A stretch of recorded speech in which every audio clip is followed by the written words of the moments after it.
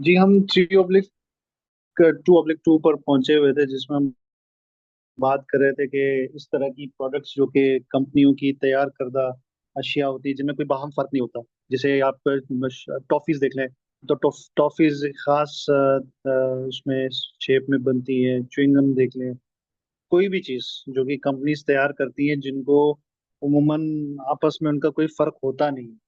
तो इस तरह की अशिया का भी आप सलम कर सकते हैं। ये क्लॉज फकत यही कह रहा है। लेकिन वो कह रहा है कि ये this rule must be red together with item 3/2/8, जो आगे आएगा 3/2/8।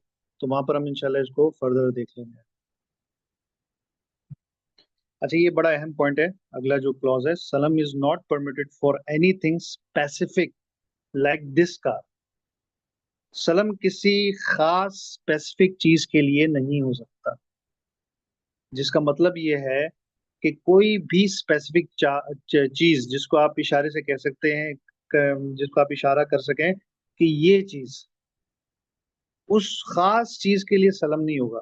दिस कार कह के आप उसको कह रहे हैं ना कि ये कार मैं बेच रहा हूँ, ये कार जो है ये सलम पर मैं बतौर मुस्लिम फी ही बेच रहा हूँ, तो ये दुरुस्त नहीं है। दिस कार कह के ये कोई भी ऐसी चीज जो कि आप इशारे से मुअय्यन चीज जो कि मौजूद हो पहले से, और मुअय्यन चीज मौजूद होने का खैर मसला मसला नहीं है, लेकिन आप मुअय्यन ना कर सकें, आप ना कह सकें उस इशारे से, आप ना कह सकें कि ये चीज। Nor is it permitted for anything for which the seller may not be held responsible, like land, building, or trees, or for articles whose values change according to subjective assessment.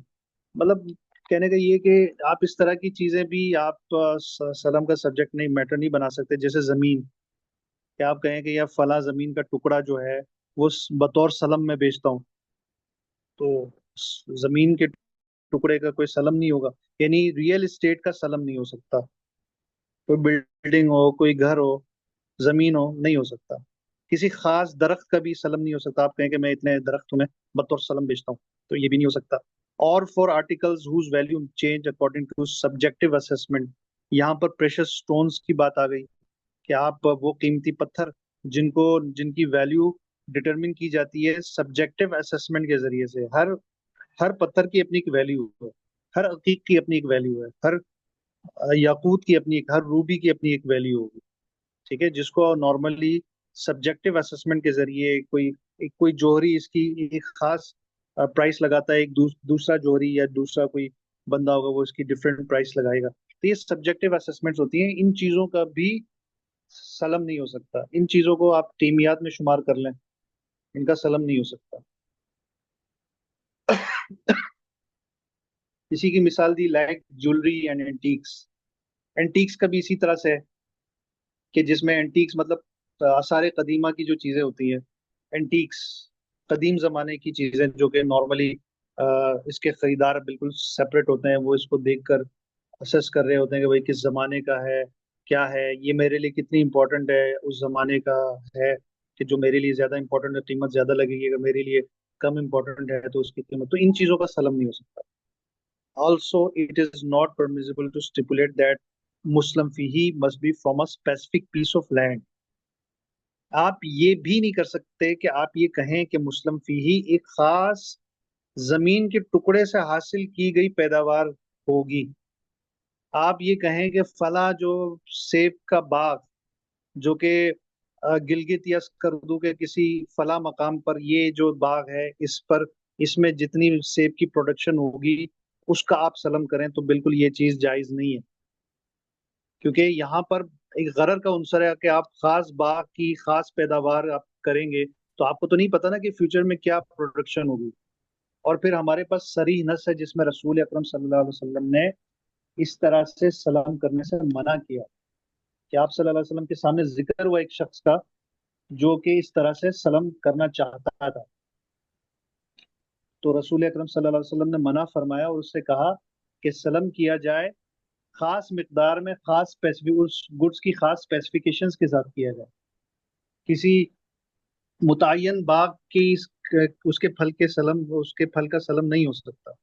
ठीक है, क्योंकि उस हमें ये खदशा है कि जब अदायगी का वक्त आएगा तो उतना इतनी प्रोडक्शन हुई है या नहीं हुई, हमें इसका अंदाजा नहीं है। तो इसलिए इससे कतन मना किया गया। However, on the delivery date, the seller may present the buyer with whatever item are available. हाँ, जब डिलीवरी का वक्त आएगा तो सेलर जो है वो कहीं से भी उन गुड्स को अरेंज करे। स्पेसिफिक बाग का मना है, लेकिन आप इतने किलो सेबों का आप सलम कर सकते हैं। ठीक है, उसमें किलोज मुकर्रर हो, मन के हिसाब से मुकर्रर हो, वो आप कर लें। अब जब डिलीवरी का वक्त आया तो चाहे वो अपने बाग में से दे दे, चाहे वो कहीं से भी दे दे। ठीक है, तो किसी खास जगह की प्रोडक्शन के लिए सलम नहीं हो सकता। देखिए, सलम वाइडली यूज किया जाता था किसी जमाने में, और आज भी बहुत सारे बैंक सलम को यूज कर रहे हैं एग्रीकल्चर में। लेकिन एक बात जहन में रखिएगा कि सलम के लिए जरूरी नहीं है कि वो एग्रीकल्चर के लिए ही हो। किसी खेत के लिए, किसी बाग के लिए जरूरी नहीं है। ये किसी भी चीज का आ सकता है जिसका हमने जिक्र ऊपर तफसील से किया। It is not permissible for al-Muslim fihi to be an amount of currency, gold or silver, if the capital of the Salam contract was paid in the form of gold, gold or silver। जी, ये कोई बताएगा क्या कहना चाह रहा currency इस्लाम की तरफ कह रहा है है? सर, इशारा दे रहा है। बिल्कुल ठीक है, बिल्कुल ठीक है, लेकिन इसको आप थोड़ा सा एक्सप्लेन कर पाएंगे? बेल सर्फ के अहकाम इस पे आ जाएंगे ना। ठीक है, और बिल्कुल ठीक है, और फौरन। काउंटर वैल्यू उसकी पोजीशन। तो इसी वजह से जो है वो यहाँ पे अपने हमारे यहाँ पे ये मना है, करेंसी सेटल मना है। इस स्पेशली हम लोग तो करें, लेकिन ये इस लॉज की वजह से इशू आता है ना, कि जहाँ पे सिर्फ सर्फ के जो है नहीं, जमा करते हैं। ना सिर्फ इस क्लॉज की वजह से मसला आता है, बल्कि ट्रेडिंग इन करेंसीज का जो आपने स्टैंडर्ड पढ़ा था ना, वहां पर भी उसमें जी सख्ती से मना किया गया था कि जो जी हाँ, काउंटर उसमें वैल्यूज हैं उनका कब्जा उसी मजलिस आक़द में जरूरी है। ठीक है, लेकिन स्टेट बैंक ने तो आप इसको सबने अडॉप्ट बिल्कुल किया ठीक कहा। है सर। जी। हेलो। स्टेट बैंक ने इसको अडॉप्ट किया है, तो उस पर फुट नोट लगाया है कि करंसी चलन को लोग अब अलाउ करते हैं, मतलब एक जी हाँ, मतलब बिल्कुल बिल्कुल, पाकिस्तान वो तो में। पाकिस्तान में अलाउ करते हैं। यहाँ के जो शरिया बोर्ड्स हैं, मेजॉरिटी शरिया बोर्ड, वैसे कुछ वो शरिया बोर्ड मेंबर्स हैं जो कि करेंसी सलम जिन्होंने अलाउ नहीं किया था, तारीख गवाही देगा कि भाई उन्होंने हमेशा इसकी मुखालफत की। लेकिन पाकिस्तान में आम रुझान ये है कि करेंसी का सलम उसको दुरुस्त समझा जाता है। उसकी वजह ये है कि यहाँ पर जो मेजॉरिटी जो स्कूल ऑफ थॉट है हनफी फिक़्ह, उसमें करेंसी को एज अ गोल्ड या सिल्वर के तौर पे नहीं लेते। बेउसरफ के अहकामात वो लागू नहीं करते करेंसी पर। इस वजह से यहाँ के जो स्कॉलर्स हैं वो इसको अलाउ करते हैं। लेकिन जो स्टैंडर्ड है हमारा, चूंकि ये इसमें मेजॉरिटी दीगर मसालिक के लोग हैं, कंसेंसस से इसको एक्सेप्ट किया जाता है। तो ज्यादा यहाँ पर राय करेंसी के अदम जवाज की तरफ गई होगी, क्योंकि करेंसी को ये लोग काउंट करते हैं कि ये बेउसरफ के अहकाम हैं। तो जैसे गोल्ड और सिल्वर का की डेफर्ड सेल नहीं हो सकती, क्योंकि गोल्ड और सिल्वर सिल्वर के लिए जरूरी है कि इसकी कीमत भी और ये खुद भी eight the time of contract, यानी मजलिस अक़्द में उसी वक्त हाथ के हाथ लेन देन हो। इसको आप डेफर्ड बेसिस पर इसकी इजाजत नहीं है। तो करेंसी का भी अगर ये हुक्म रखेंगे, अगर आप गोल्ड का हुक्म रखेंगे, तो फिर इस सूरत में करेंसी का भी डेफर्ड मामला जायज नहीं है। यानी कि आप सर्टेन करेंसी दें, पीकेआर दें, और कहें कि फ्यूचर में मुझे डॉलर लेके आ जाओ, तो ये डॉलर का जो आप सलम कर रहे हैं, फिर इसकी इजाजत इस स्टैंडर्ड के हिसाब से नहीं है। लेकिन यहाँ पर पाकिस्तान में मेजॉरिटी जो जूरिस्ट हैं, वह यहाँ के जो स्कॉलर्स हैं, वो इसको अलाउ करते हैं। कहते हैं कि डॉलर एक सेपरेट कमोडिटी है, पीकेआर एक सेपरेट कमोडिटी है। तो जब ये दो सेपरेट कमोडिटीज हैं, तो इनमें से एक की डेफर्ड सेल जायज़ है, यानी इनका सलम जायज़ हो जाएगा। और अगर ये दोनों सेम करेंसी हो, कि आप करें पीकेआर का पीकेआर के साथ, लेकिन पीकेआर में 5,000 के नोट रखें आप, और जो उसकी प्राइस में है उसमें हजार हजार के नोट रखें, तो गो के ये बज़ाहिर तो अलग अलग नोट्स हैं, लेकिन उसके बावजूद भी चूंकि इनकी जिन्स एक है, लिहाजा ये वाला सलम दुरुस्त नहीं होगा। लेकिन अगर डिफरेंट करेंसी हो तो जायज़ है। इस पर वो कयास करते हैं दिरहम और दीनार के साथ, कि कदीम ज़मानों में रसूल अकरम सल्लल्लाहु अलैहि वसल्लम के दौर में, और बाद में सहाबा के दौर में, असहाब के दौर में, और ताबई और तबे ताबियों के दौर में, यानी असलाफ के अदवार में दिरहम और दीनार का आपस में आमतौर पर बाइंग सेलिंग होती थी। तो जब दिरहम और दीनार की हो सकती है तो फिर आप डिफरेंट, क्योंकि दिरहम और दीनार को सेपरेट कमोडिटीज डील किया जाता था, इसी तरह से अगर करेंसीज डिफरेंट होंगी तो वो उनको सेपरेट कमोडिटी के तौर पे आप लें। अगली क्लॉज पे चलते हैं। अल मुस्लिम फीही must be the kind of article for which a specification may be drawn up so that a seller may be held responsible for its conformity to the specification. यानी कि मुस्लिम फीही यानी कि जो सब्जेक्ट मैटर है वो इस तरह से हो कि उसकी सिफात पहले से मुतय्यन हो सकें। देखें, सब्जेक्ट मैटर वो चीज़ है जो कि आप फौरन अभी सलम में नहीं ले रहे या दे रहे, इसकी फ्यूचर में है, इसकी डिलीवरी फ्यूचर में है। तो ऐसी चीज हो जिसकी स्पेसिफिकेशन आज मुतय्यन हो सके, ताकि कल को जब डिलीवरी करे तो उस स्पेसिफिकेशन की रोशनी में देखा जाए कि ये जो गुड्स दी जा रही हैं ये स्पेसिफिकेशन के मुताबिक है या नहीं है। ठीक है, तो इसलिए वो गुड्स होना लाजमी है यहाँ पर। उन गुड्स का मुस्लिम फी ही होना जरूरी है जिनकी स्पेसिफिकेशन मुतय्यन की जा सके।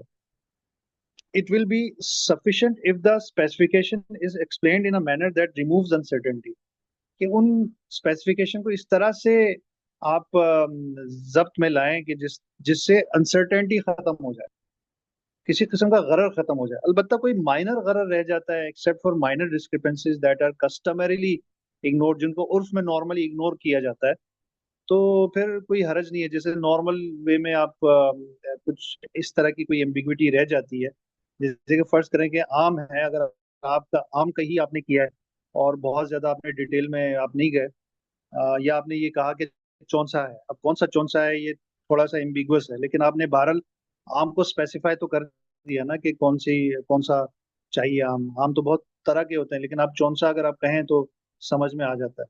बट उसमें नॉर्मली थोड़ा इस तरह का गरर अगर प्रैक्टिस में चल जाता हो, उर्फ में चल जाता हो, उस मार्केट में चल जाता हो, तो फिर तो कोई मसला नहीं, क्योंकि माइनर डिस्क्रिपेंसीज में काउंट हो जाएगा। Considered acceptable and not usually regarded as ground for dispute. उमूमन अगर इस पर डिस्प्यूट ना होता, मतलब शराइत है उसकी कि माइनर डिस्क्रिपेंसीज अगर हैं तो वो उसके लिए उर्फ का मायार है कि उर्फ में उसको नॉर्मली इग्नोर किया जाता हो और नॉर्मली वो एक्सेप्टेबल हो, और इसको कोई डिस्प्यूट का सबब ना बने। अगर इसको मुतय्यन नहीं करेंगे कोई तो डिस्प्यूट का सबब नहीं बनता, तो फिर इसमें कोई प्रॉब्लम नहीं है। It is a requirement that al-Muslim fihi be clearly known to the contracting parties in a manner that eliminates any possibility of uncertainty. ये वही बात repeat हो रही है। The reference for determining description that are used to specify and identify al-Muslim fihi is customary practice and the experience of experts. ये वही बात कर रहा है कि मुस्लिम फीही को डिटरमिन करने के जो मयारात हैं वो उर्फ के हिसाब से मुतय्यन होंगे, कि उर्फ में नॉर्मली किन चीजों को मुतय्यन किया जाता है जब उधार की पेमेंट की जाती है, उधार की कोई बाइंग सेलिंग की जाती है, और नॉर्मली किन चीजों पर डिस्प्यूट नहीं पैदा होता उर्फ में, जिसको टॉलरेबल कहते हैं आप। तो मसलन जैसे नॉर्मली आप कोई चीज खरीदते हैं तो पॉइंट्स में अगर कोई प्राइस बन रही है, अगर कोई पेमेंट अगर पॉइंट्स में अगर है कि 90 रुपए 80 पैसे, तो इसको राउंड कर दिया जाता है आमतौर पर।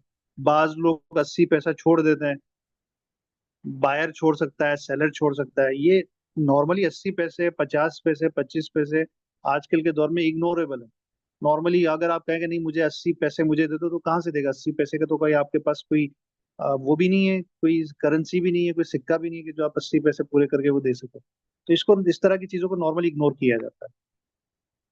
It is a requirement that al-Muslim fihi be commonly available under normal circumstances at the place where it should be on the delivery date, कि जहां पर आप डिलीवर कर रहे हो तो वहां पर मुस्लिम फी ही नॉर्मली अवेलेबल रहता हो, so that the commodity will be accessible to the seller in order to start. जब जब पेमेंट की जब डिलीवरी की जरूरत आए तो उस वक्त मुस्लिम फी ही के लिए वो चीज प्रोवाइड करना पॉसिबल हो, यानी कि वो मार्केट से भी अगर उसको करना पड़े तो मार्केट में अवेलेबल हो। ठीक है, ये वाला वैसे क्लॉज थोड़ा सा डिफरेंट स्कूल ऑफ थॉट्स में जरा इसका मामला डिफरेंट है। बाज स्कूल ऑफ थॉट में इसका उस पूरे सलम के पीरियड में उस चीज का मौजूद होना, अवेलेबल होना जरूरी होता है, जैसे कि ये क्लॉज कह रहा है। या ये कि बाज सूरतों में ये कहा जाता है कि बाज स्कूल ऑफ थॉट्स में कि डिलीवरी के वक्त वो चीज मौजूद हो तो काफी है, जरूरी नहीं है कि वो थ्रू आउट द टेन्योर मौजूद हो। लेकिन बहरहाल आपके लिए जो स्टैंडर्ड है ये आपके लिए मयार है, तो इस स्टैंडर्ड को आप फॉलो करेंगे। It is a requirement that the date of delivery for all Muslim fee he be known in, ये एक और शर्त है सलम के सही होने की कि जो डेट ऑफ डिलीवरी है वो पहले से क्लियरली, विदाउट एनी अनसर्टेनिटी और ambiguity, it should be mention clearly. और इस तरह से होना चाहिए कि फ्यूचर में कोई डिस्प्यूट अराइज ना हो, बिल्कुल क्लियरली उसकी उसका जो डिलीवरी है वो मेंशन हो। अगर आपने सलम किया है, तमाम चीज़ों का ख्याल रखा है, लेकिन आपने उस जो जगह है, डेट ऑफ डिलीवरी है, उसका आपने तयन नहीं किया, तो फिर आपका ये सलम दुरुस्त नहीं होगा। देयर इज नो शरिया objection to the contracting parties setting out various dates on which the delivery of मुस्लिम फी में टेक प्लेस। आपका मुस्लिम फी ही अगर इंस्टॉलमेंट में अगर आप डिलीवर कर रहे हैं, आप ये कह रहे हैं कि भाई महीने के बाद 10 मन दिया जाएगा, 2 महीने के बाद 5 मन दिए जाएंगे मजीद, और 3 महीने के बाद 20 मन दिए जाएंगे, तो ये ठीक है। आपने उसी डिलीवरी को आपने इंस्टॉलमेंट्स में कर दिया, तो इसमें भी कोई प्रॉब्लम नहीं है। फ्यूचर डेट्स आपने मेंशन कर दी, provided that the capital of सलम was paid at the time the contract was originally concluded. मतलब इसमें शर्त ये है कि बस आपका जो सलम कैपिटल है, वो सलम की जो प्राइस है वो 100% एडवांस में पे कर दी गई उस शुरू में, ठीक है, तभी आपका सलम जायज होगा। In principle, the parties may designate the place at which al-Muslim fihi is to be delivered. उसूली तौर पर दोनों पार्टीज को मिलकर वो जगह तय करनी चाहिए जहां पर ये मुस्लिम फीही डिलीवर किया जाएगा, जहां पे ये सब्जेक्ट मैटर डिलीवर किया जाएगा, ठीक है। ये दोनों को उसूली तौर पर तय करना चाहिए। अगर ये दोनों तय नहीं करते, if the parties to the contract do not determine the place of delivery, then the place at which the contract was concluded will be regarded as the place of delivery। अगर इन दोनों ने मिलकर कोई जगह का तयन नहीं किया जहां पर ये मुस्लिम फीही की डिलीवरी की जाएगी, तो फिर जहां पर ये कॉन्ट्रैक्ट हुआ है, जिस जगह, महल्ले अक्द, जिस जगह पर ये कॉन्ट्रैक्ट हुआ था, तो ये समझा जाएगा कि डिलीवरी वहीं पे की जाएगी, ठीक है। अगर इन्होंने तो उसूल तो ये कि उनको तय करना चाहिए, नहीं किया तो फिर जिस जगह पर आपने कॉन्ट्रैक्ट किया है उस जगह पर आपको डिलीवरी देनी चाहिए, unless it turns out to be impossible to make delivery to such place. कि अगर जब, हाँ, माँ सिवाय उन सूरतों के जहां पर इन जगहों पर डिलीवरी देना पॉसिबल ना हो, in that case the place of delivery should be determined according to customary practice. उस सूरत में उर्फ मयार होगा। देखिए, इन्होंने जो सीक्वेंस बयान किए ना, ये अगेन आपके लिए बड़ा इंपॉर्टेंट है एग्जाम पॉइंट ऑफ व्यू से, कि सबसे पहले उसूल तो ये है कि दोनों मिलकर जिस जगह पर डिलीवरी देनी है उसको तय करें, ठीक है। जिस जगह पर वो डिलीवरी देना चाहें वो पहले से तय हो। अगर उन्होंने ये कोई ऐसा कोई मेंशन नहीं किया, तो दूसरा यहाँ पर पहलू आ जाता है कि फिर जिस जगह पर उन्होंने कॉन्ट्रैक्ट किया, महल्ले अक्द, कि जिस जगह पर उन्होंने उस कॉन्ट्रैक्ट को साइन किया है वहां पर फिर डिलीवरी दी जाए। उसूल ये भी कहती है ना कि अगर उन्होंने तय नहीं किया तो फिर उस जगह पे दी जाए जहां पर उन्होंने कॉन्ट्रैक्ट किया। अगर ये मुश्किल है तो फिर आप उर्फ की तरफ जाएंगे कि नॉर्म क्या कहते हैं, नॉर्म क्या कहते हैं, कहाँ पर डिलीवरी देनी चाहिए। अम, हो सकता है कि सेलर के प्लेस पर आप दें, या हो सकता है कि बायर के प्लेस पर आप उसकी डिलीवरी दें, तो depends on the norm, depends on the customary practice. ये वाला क्लॉज खत्म हो गया, अब ये छोटे छोटे जो क्लॉज रह गए इनको हम बस कर लेते हैं, फोर्थ तक हम करते हैं, तो बाकी हम बाद में देखते हैं। ये 3/3 सिक्योरिटी फॉर मुस्लिम फी, इसमें ये कह रहे हैं कि भाई मुस्लिम फी ही देने के लिए, उसको सिक्योर करने के लिए आप कोई भी किसी भी किस्म की आप वो जायज जो सूरतें हैं जो रहन के लिए इस्तेमाल होती हैं, गारंटीज में आपने पढ़ा था, तो वो चीज़ें जहाँ पर आप सिक्योरिटीज कोई दें, कोई मॉर्गेज हो सकता है, कोई गारंटी हो सकता है, या कोई भी सिक्योरिटी ऐसी कोई परमिजिबल सिक्योरिटी जिसको हमने तफसील से स्टैंडर्ड नंबर 5 में पढ़ा था, उनमें से कोई भी हो सकता है। फिर ये कह रहे हैं स्टैंडर्ड नंबर 4 में कि जो मुस्लिम फी की जो मुख्तलिफ सूरतें हैं वो क्या क्या होंगी। तो सबसे पहले वो बात कर रहे हैं सेलिंग अल मुस्लिम फी बिफोर टेकिंग पोजेशन। मुस्लिम फी को बेचना पोजेशन से पहले, इसकी जो सूरत बनती है ना वो ये बनती है कि अगर फर्ज करें कि असद साहब ने सलम किया था रजा के साथ, ठीक है, माशाल्लाह से आज दोनों यहाँ पर मौजूद हैं। तो असद भाई तो नॉर्मली होता है, रजा शाहजो नादिर सिर्फ चांद, ईद का चांद हो गए, वो कभी कभार आते हैं। इन दोनों की मिसाल लेते हैं कि असद जो है उन्होंने रजा से खरीदा है सलम पर। असद को कहेंगे, क्या कहेंगे, मुस्लिम इलय, ऐसा ही है। असद का क्या नाम होगा, मुस्लिम इलय, सही कह रहा हूँ असद भाई?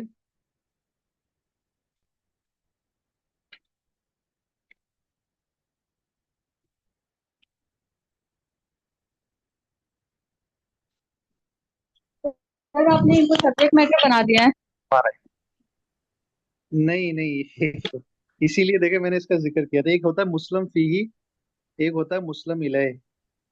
जो दोनों सब्जेक्ट इतने मैटर है मिलते उसको जुलते कहते हैं हैं। मुस्लिम फीही।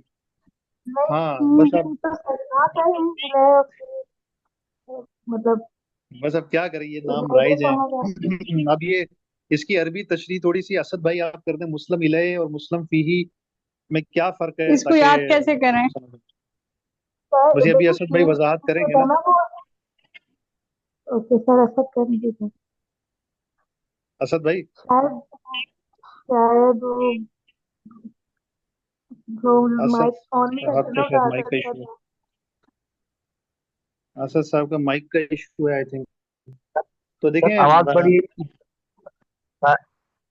बड़ी कट के आ रही है बिल्कुल भी सर। हमारी कट के आ रही है आपको आवाज? चले आप बोले, आपकी आवाज सही आ रही है। आप मुस्लिम इलैह और मुस्लिम फी का बताएं। अच्छा आज क्या? अच्छा अच्छा। मुस्लिम की मुस्लिम की सर वो चीज जिसके बारे में सलाम किया जा रहा है, यानी वो शेख।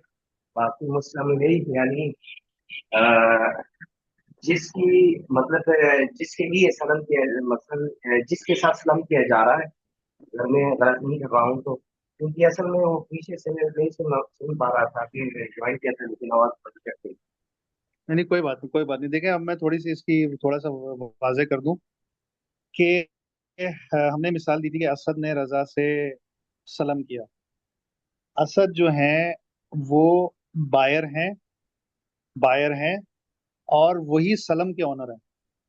क्योंकि असद साहब उसको पेशगी पेमेंट दे रहे हैं सर्टन गुड्स की डिलीवरी के बदले में। यानी एक सर्टन गुड्स खरीद रहे हैं असद साहब रजा से। तो चूंकि पेशगी पेमेंट असद साहब कर रहे हैं, तो इसलिए असद साहब यहाँ पर रब्बुस सलम है। सलम के असल ऑनर यानी कि जो सलम करने वाला है वो असद है। असद खरीद रहा है रजा से। रजा सेलर है, असद बायर है। तो जो बायर होता है वो बेसिकली सलम कर रहा होता है, यानी वो पेशगी पेमेंट कर रहा होता है, एडवांस पेमेंट कर रहा होता है। तो असद को कहेंगे रब्बुस सलम और रजा को कहेंगे मुस्लिम इलैह। जो सेलर है वो मुस्लिम इलैह कहता है उसको। ठीक है, बस ये बातें जहन में आप बिठा लीजिएगा। और जो जो सब्जेक्ट मैटर है यानी जो माल खरीदा जा रहा है उसको कहते हैं मुस्लिम फीही। मुस्लिम फीही तो इतनी दफा गुजर चुका है तो ये तो आपको याद हो गया होगा। तो जो सब्जेक्ट मैटर है उसको कहते हैं मुस्लिम फीही। ठीक है। और जो प्राइस है आप उसको प्राइस कह लें या फिर कैपिटल ऑफ सलम कह लें या रासुल माल कह लें, तो ये तमाम चीजें जायज है।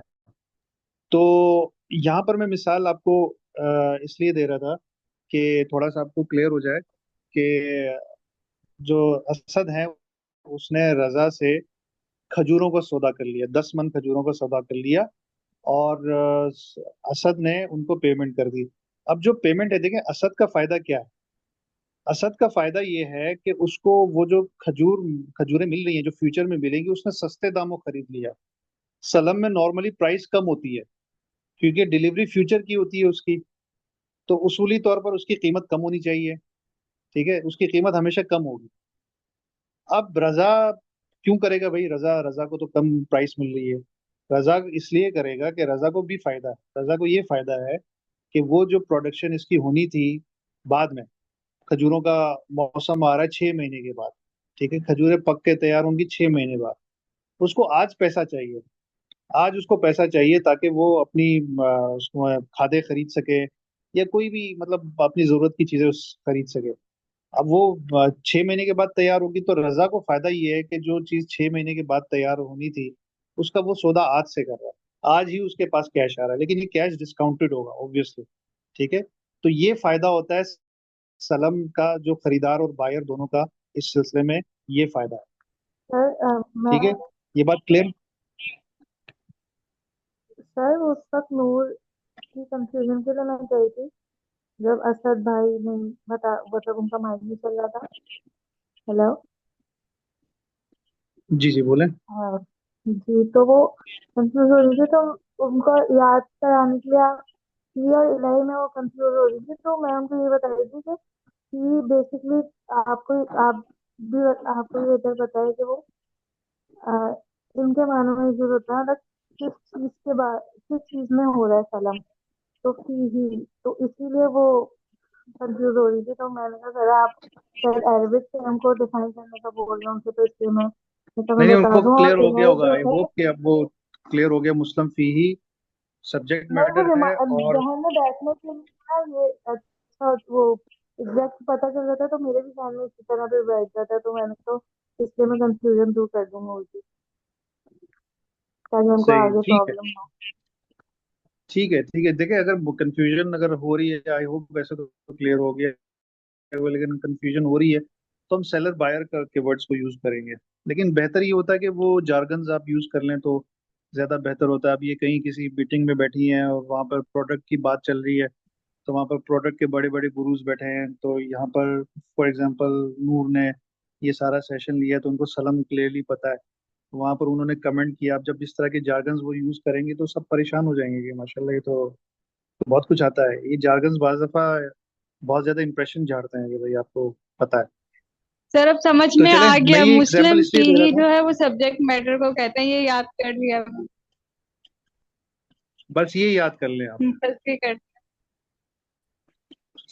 स्टैंडर्ड ने मुस्लिम फीही का वर्ड यूज किया, उसने कहीं पर इसका अंग्रेजी मुतबादिल यूज नहीं किया। अब आप देखें ना, थ्रू आउट उसने मुस्लिम फीही कहा है, तो आपको एग्जाम में भी यकीनन मुस्लिम फीही आएगा। तो इसलिए ये टर्म तो आप अपने जहन में बिठा लें, सब्जेक्ट मैटर को मुस्लिम फीही कहते सर हैं। जी मुस्लिम खुरम में साहब कुछ कह नहीं, रहे हैं? जरा सा बता देंगे काइंडली। मुस्लिम इलाई बायर, सॉरी बायर। सेलर। नहीं नहीं, मुस्लिम इलाई बायर सेलर। जो बायर है वो उसको कहता है रब्बुस सलम। यानी जो पेमेंट कर रहा है। जो पेमेंट कर रहा है, जो बायर है, जो खरीद रहा है, जो पेमेंट कर रहा है। ठीक पेमेंट जो है, कर रहा चूंकि है ना। वो पेमेंट कर रहा है एडवांस में, इसलिए उसको रब्बुस सलम कहेंगे। सलम का असल जो है रब्बुल मालिक सलम है या ये रब्बुल माल दोनों। रब्बुल सलम। रब्बुल माल तो बंदा नहीं होगा ना, रब्बुल माल अच्छा सही। नहीं, सॉरी, रब्बुल माल तो मुजारबा में यूज होता है। सही है सही है। यहाँ रब्बुल सलम का वर्ड यूज होगा, रब्बुल माल मुजारबा में होगा। ठीक है सर। अच्छा, ठीक ये है जो सर, थैंक एग्जांपल मैं दे रहा था, मैं ये क्लॉज 4/1 समझाने के लिए दे रहा था कि it is not permitted for the buyer to sell अल मुस्लिम फीही बिफोर टेकिंग पोजीशन।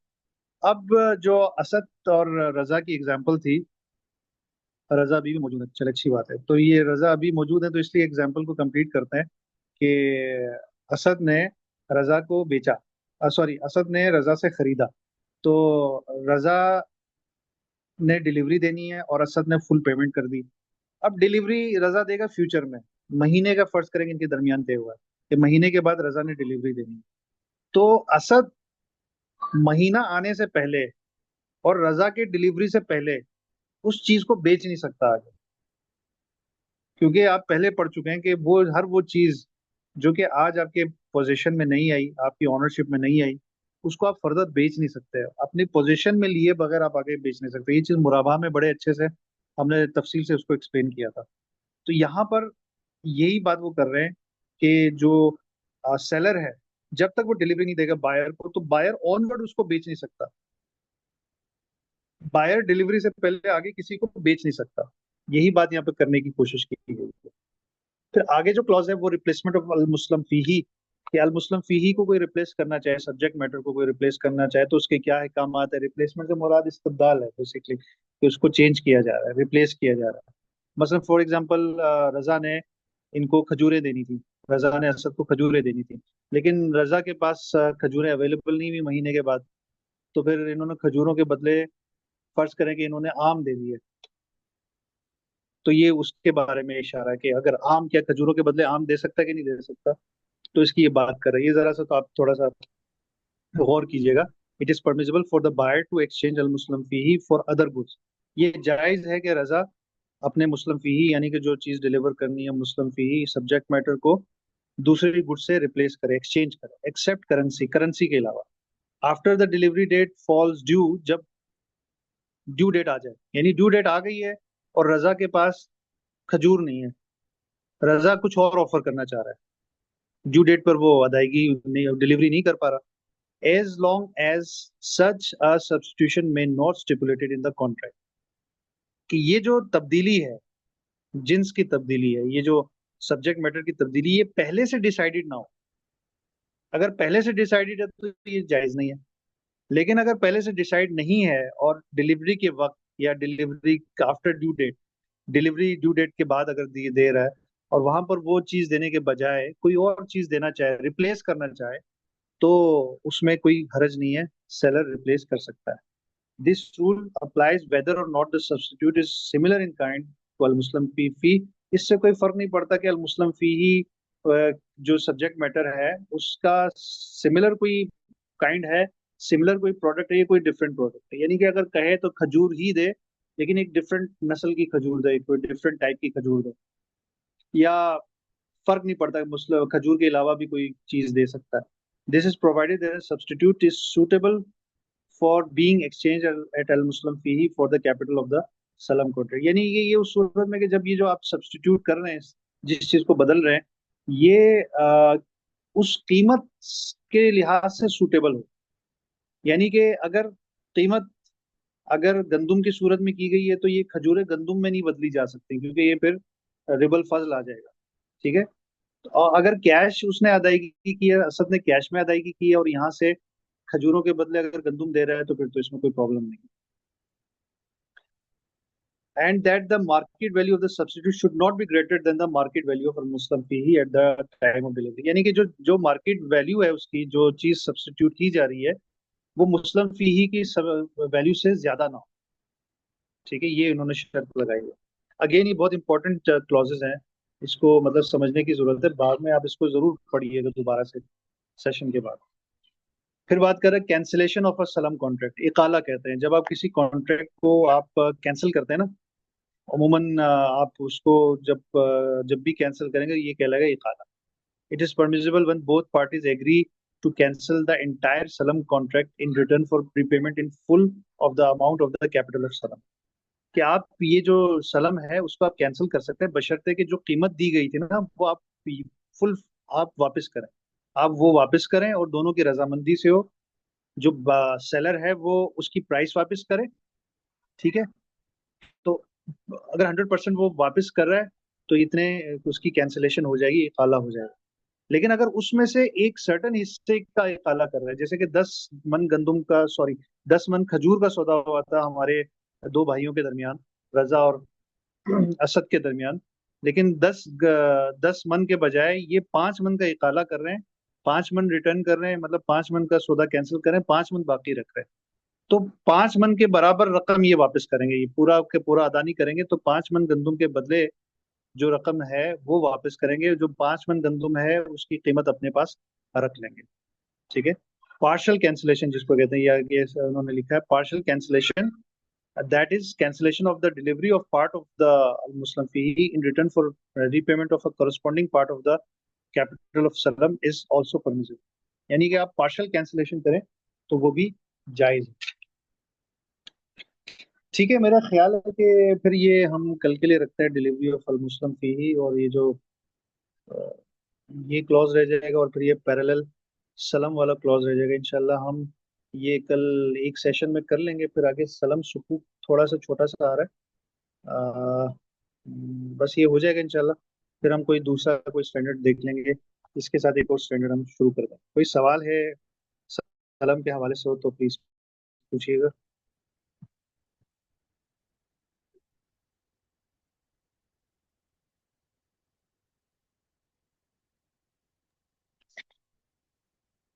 नहीं सर, कोई क्वेश्चन नहीं है।